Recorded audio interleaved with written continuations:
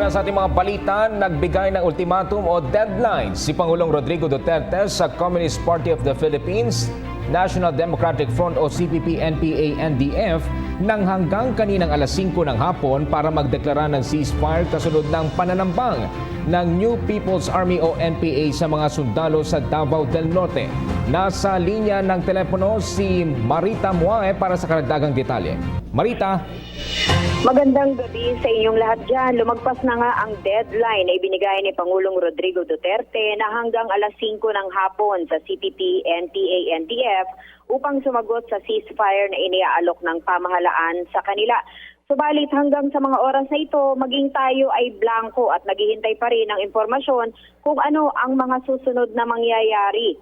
Matatandaan kahapon ay galit si Pangulong Duterte sa pagbisita niya sa headquarters ng 60th Infantry Mediator Battalion sa Barangay Doña Andrea Asuncion, Davao del Norte, kung saan nakalagak ang mga labi ni CAFGU Active Auxiliary o CAA na si Panggong Kumanod.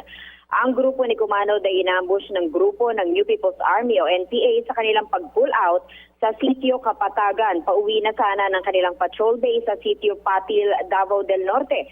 Ito ay bilang pagsunod sa unilateral ceasefire na ipinatupad ng Pangulo sa kanyang State of the Nation address o SONA noong Lunes. Paliwanag ng Pangulo, nagdeklara siya ng ceasefire para mahinto na ang gulo at umaasa sana siya ng isang positibong sagot mula sa kabilang kampo. Subalit dahil nga sa pangyayaring ito ay nagbanta ang Pangulo na babawiin ang nasabing ceasefire kung walang sagot mula sa kampo ng CPP, NPA, NDF hanggang kaninang alas 5 ng hapon.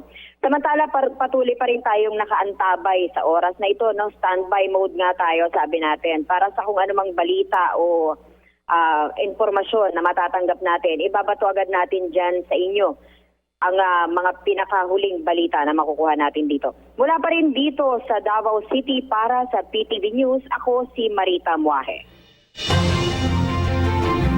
Maraming salamat, Marita Muae.